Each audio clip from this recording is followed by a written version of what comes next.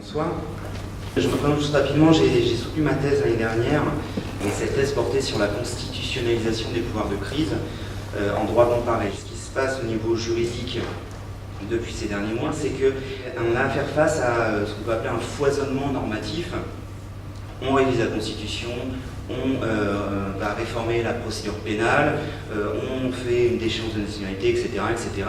La seconde chose, c'est qu'on a à faire un contrôle extrêmement décevant du juge et principalement du juge administratif, qui fait que la seule autorité qui était censée un petit peu nous protéger des dérives ne s'est pas montrée pour l'instant extrêmement audacieuse, pour le dire gentiment.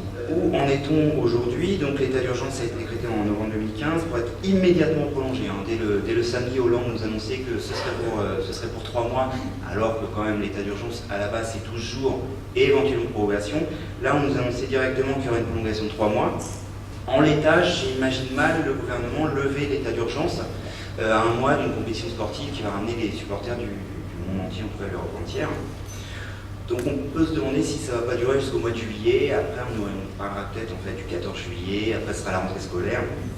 On ne sait pas trop quand est-ce qu'on va en sortir. Au niveau des textes, donc on a un projet de révision de la Constitution qui a été annoncé aussi très rapidement, qui concerne à la fois l'état d'urgence et la déchéance de nationalité. Un projet de réforme de la procédure pénale qui comporte beaucoup de dispositions qui sont extrêmement contestables. Et par ailleurs, a priori, il y aurait un nouveau projet de révision, de modification de la loi de 55. La loi de 55, donc c'est sur l'état d'urgence. Elle a déjà été modifiée en novembre de manière extrêmement urgente pour permettre d'octroyer à l'administration de nouvelles prérogatives. Et 3-4 semaines, le député Sergio Coronado a publié en fait un avant-projet portant modification de cette loi de 55 qui viendrait à la fois compléter les imprécisions de la loi de 55 telle que révisée en 2015 et étendre encore un petit peu les prérogatives de l'administration. Il est difficile aujourd'hui de savoir exactement ce que tout ça va donner, ça change très vite. Ce que l'on sait, c'est que ce sera prolongé jusqu'au mois de mai, que la révision a tous les risques d'être adoptée. Il en est de même pour le projet de réforme de la procédure pénale qui risque aussi d'être adopté. Alors sur la révision constitutionnelle, donc on n'est plus dans le projet initial qui était plutôt une mesure d'ordre administratif décidée par le ministère de l'Intérieur. Là on serait dans le cadre d'une peine complémentaire en cas de condamnation pour terrorisme. La révision est très vague, il y aura besoin d'une loi après qui sera adoptée par le législateur.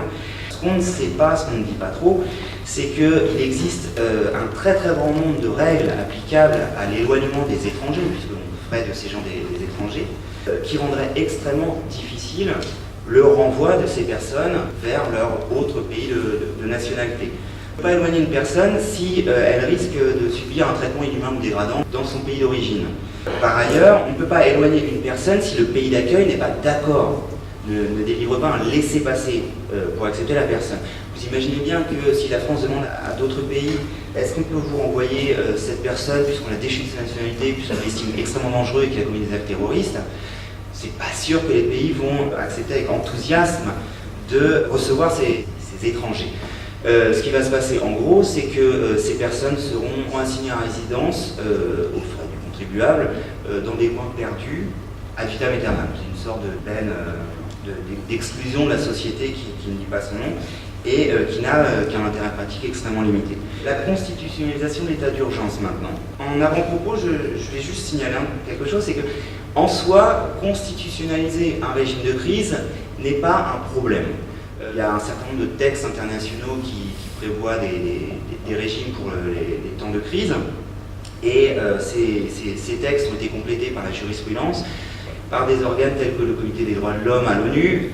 Donc c'est pas en soi problématique de constitutionnaliser un régime de crise, c'est même plutôt recommandé au niveau international, à la condition expresse quand même de respecter un certain nombre de principes. L'idée c'est on va mettre dans la Constitution les pouvoirs de crise parce qu'on va mettre dans la Constitution les garanties contre l'arbitraire pour s'assurer que ces pouvoirs de crise ne sont pas utilisés à mauvais escient. Ce qu'on voit d'ailleurs, c'est qu'au niveau international, on s'inquiète beaucoup de l'état de la France actuellement, de manière générale d'ailleurs, que ce soit sur la crise des migrants, mais également sur l'état d'exception. Vous avez le Conseil de l'Europe, le secrétaire général du Conseil de l'Europe qui a écrit à François Hollande en lui disant On est très inquiet de vos projets, ça ne nous paraît pas vraiment conforme aux standards européens de protection des droits de l'homme. Si vous voulez, et c'est un petit peu humiliant pour la France, on peut vous donner l'expertise qu'on possède pour vous aider à rédiger correctement votre constitution. C'est la première fois qu'un État dit démocratique, une vieille démocratie, à qui on écrit pour ça.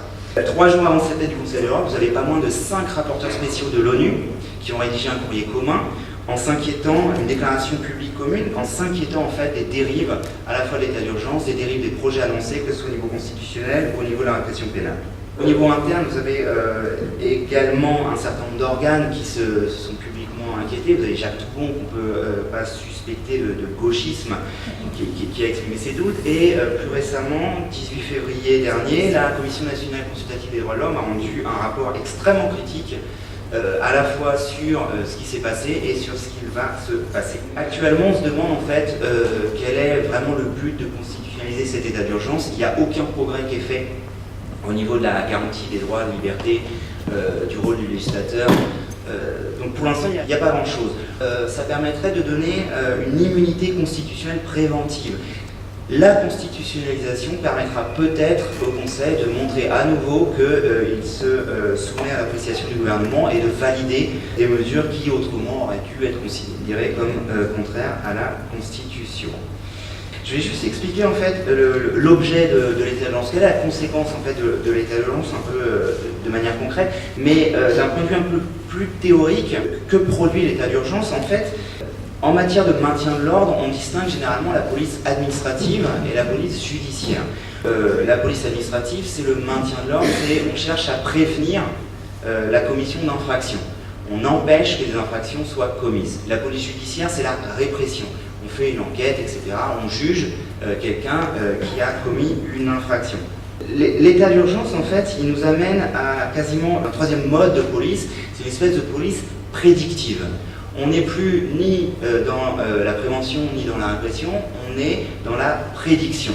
C'est qu'auparavant, avec la loi de 55 sur l'état d'urgence, vous pouviez assigner à résidence déjà des personnes, vous pouviez déjà effectuer des perquisitions de nuit, mais c'était face à des personnes dont les activités, en fait, constituaient une menace à l'ordre public.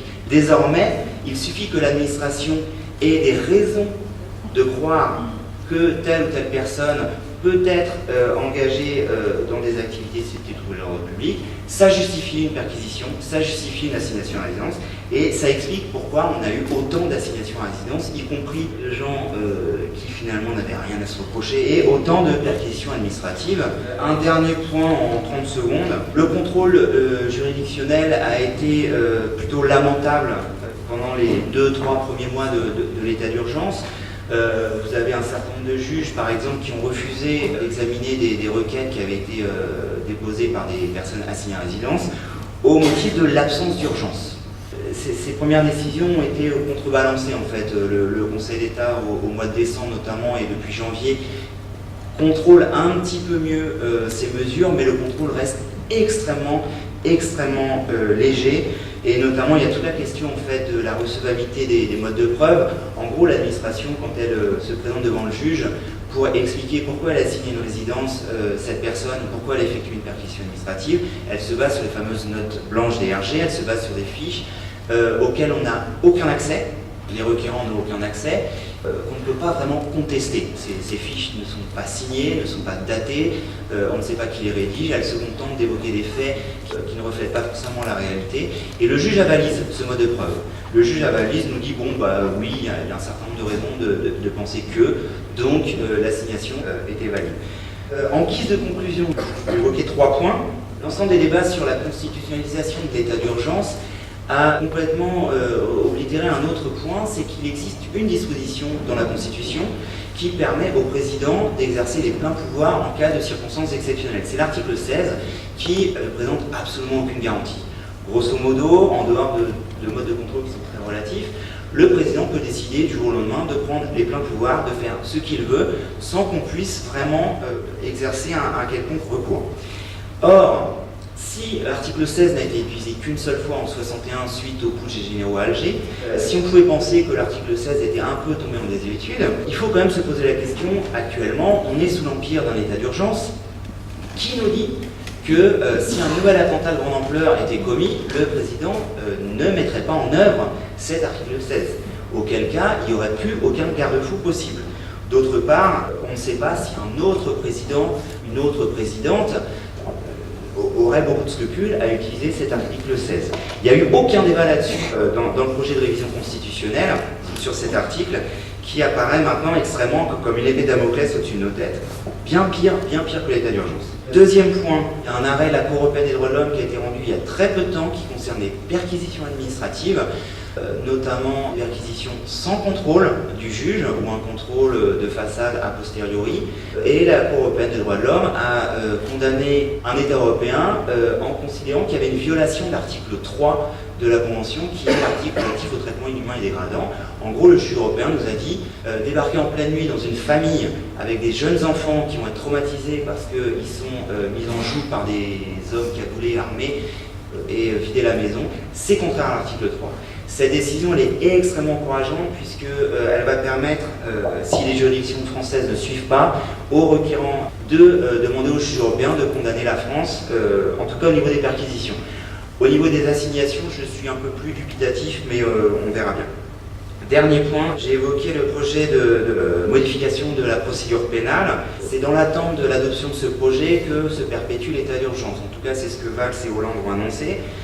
L'idée en fait de ce projet, c'est d'augmenter les pouvoirs, notamment de l'administration ou du parquet, en matière de lutte antiterroriste, voire de manière plus large en matière de répression pénale. Il y a un certain nombre de dispositions qui sont extrêmement dangereuses. La modification de l'usage de la force par les policiers qui pourront, de manière beaucoup plus facile qu'actuellement, faire état de, entre guillemets, la légitime défense. Voilà, j'espère que j'étais à peu près clair. Je vous remercie de votre attention.